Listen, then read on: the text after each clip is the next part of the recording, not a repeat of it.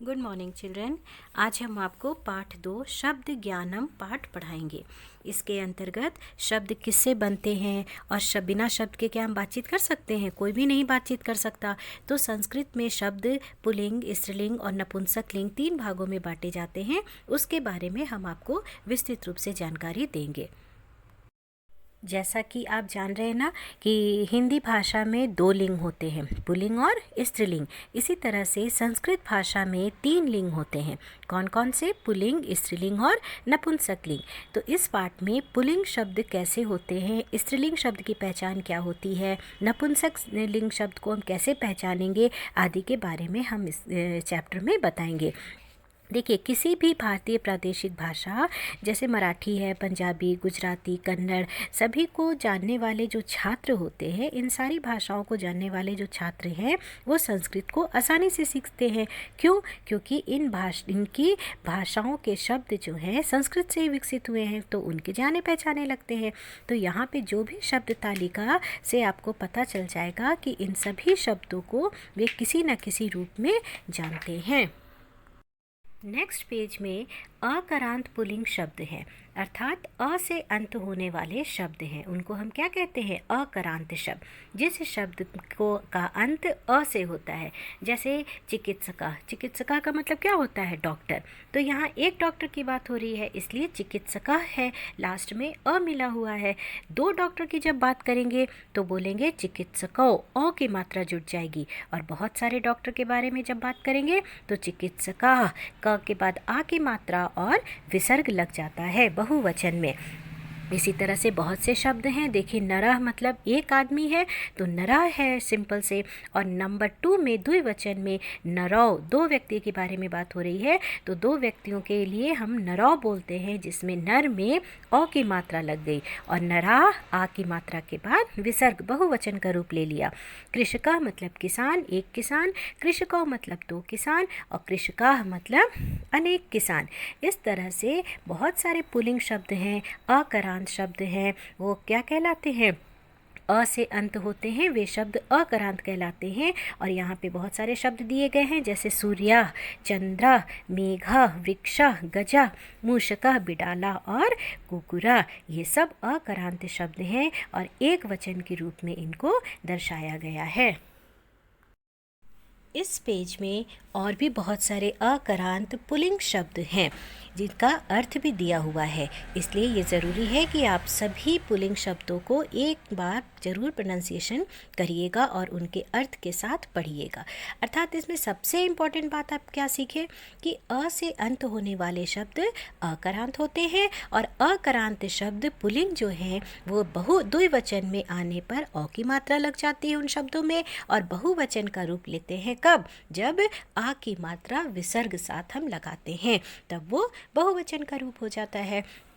तो अब नेक्स्ट है आकरांत स्त्रीलिंग शब्द, मतलब कि आकरांत अंत में क्या है? आ है, तो इसी से पता चलता है कि ये स्त्रीलिंग शब्द होते हैं जिन शब्द के अंत में आ की मात्रा लगी रहती है। यहाँ देखिए, छात्रा, यहाँ तो एक लड़की का फोटो दिया हुआ है ना, इसलिए इसको कहा गया है छात्रा। लेकिन 2 जब लड़कियाँ आ जाएंगी, 2 छात्राएँ आ जाएंगी, तब हम उनको एक ही मात्रा लगाते हैं और इस तरह से द्विवचन में शब्द बनता है छात्रे और बहुवचन में छात्रा। अर्थात देखिए, एकदम सिंपल वे में समझिए, अकरांत में द्विवचन में ओ की मात्रा आ गई है जो पहले हमने पढ़ाया, और आकरांत में ए की मात्रा आ गई है।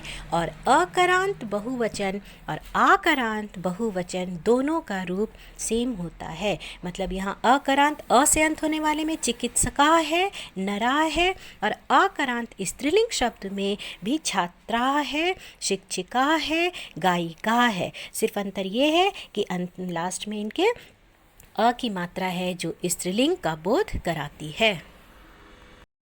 नेक्स्ट पेज में भी बहुत से स्त्रीलिंग शब्द हैं, आकरांत शब्द हैं, जैसे चटका, मधुमक्षिका, पिपीलिका, मूषिका, वर्षा, लता, कलिका, वाटिका, सरिता, संध्या, वर्तिका, कोकिला। तो इसमें ध्यान देने की क्या बात है? इसमें ये ध्यान देने की बात है कि इन शब्दों के अंत में आ की मात्रा है, जिसे हम ये पता लगा लेते हैं कि ये सारे शब्द क्या हैं, स्त्रीलिंग हैं। और इसी के विपरीत पुल्लिंग में आ की मात्रा नहीं होती है एक वचन में, उसमें सिर्फ विसर्ग होता है। जैसे चिकित्सका कहा था, नरः कहा था एक वचन में, लेकिन यहाँ पर एक वचन में विसर्ग नहीं लगता है स्त्रीलिंग शब्दों में, वो सिर्फ आ की मात्रा लगाई जाती है। और इसमें क्या अंतर है? एक अंतर ये भी आप देखे होंगे कि पुल्लिंग शब्दों में द्विवचन में औ की मात्रा लगती है, तो यहाँ स्त्रीलिंग शब्दों में द्विवचन में ए की मात्रा लगती है।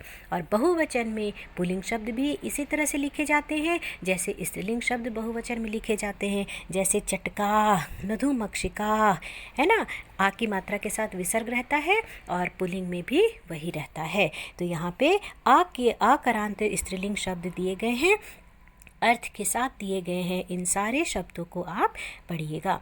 नेक्स्ट है नपुंसक लिंग शब्द। इसमें 3 लिंग होते हैं ना संस्कृत में, तो तीसरा है नपुंसक लिंग शब्द। ये जो है सबसे बड़ी पहचान इसकी क्या होती है कि इसके लास्ट में म हलंत लगता है। तो ऐसे शब्द जिसके अंत में म हलंत हो वो शब्द कहलाते हैं नपुंसक लिंग। जैसे एक पुस्तक की बात होती है तो पुस्तकम कहेंगे, 2 पुस्तक की बात हो रही है तो पुस्तकें कहेंगे। और यहाँ बहुवचन थोड़ा डिफरेंट हो जाता है, बहुत सारे पुस्तकों की बात होती है तो पुस्तकानि कहा जाता है, पुस्तकम पुस्तके पुस्तकानि। इसी तरह से नेक्स्ट पेज में दिया गया है फलम फले फलानी, पत्रम पत्रे पत्रानी। और यहाँ जलपोतम, वायुयानम, आभूषणम, भोजनम, पिंजफलकम, कंदुकम, बसयानम, संकनम, चक्रम, फेनकम, व्यंजनम, वस्त्रम, ये सारे शब्दों के अंत में आप क्या देख रहे हैं कि म हलंत है, अर्थात ये कौन सा लिंग है? ये नपुंसक लिंग है। और भी बहुत सारे शब्द दिए गए हैं, ये तृणम, मुखम, गृहम, ये सब अर्थों के साथ दिए गए हैं। इन सभी शब्दों को अर्थ के साथ आप पढ़िएगा।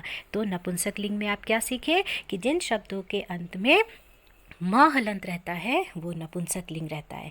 एक बार पूरे चैप्टर को मैं फिर से रिपीट कर दे रही हूँ मेन बात को कि अ से अंत होने वाले शब्द अकारांत होते हैं, उनमें एक वचन में कोई मात्रा नहीं लगाई जाती है। जैसे नरा है, पिका है, ये अकारांत है, अ से अंत होने वाले शब्द हैं। उनके द्विवचन को अ की मात्रा में लिखते हैं, बहुवचन को आ की मात्रा और विसर्ग के साथ इंडिकेट करते हैं। जैसे नराह, पिका, है ना।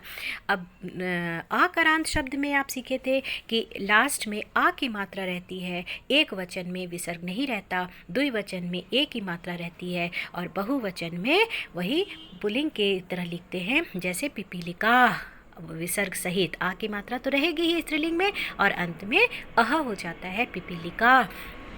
ठीक उसी तरह से नपुंसक लिंग में आपने क्या सीखा कि शब्द के अंत में म हलंत रहने पर वो शब्द नपुंसक लिंग शब्द हो जाते हैं और द्विवचन में ए की मात्रा हो जाती है। जैसे पुस्तके, बहुवचन में अंतर हो जाता है पुस्तकानि, पुस्तकम पुस्तके पुस्तकानि। तो इस तरह से ये लिंगों के बारे में आपको बता दिया गया है, इस पाठ में शब्दों का ज्ञान दिया गया है और आप इन पाठ को अच्छी तरह से पढ़िएगा और अर्थ के साथ इन शब्दों को याद करिएगा। Thank you.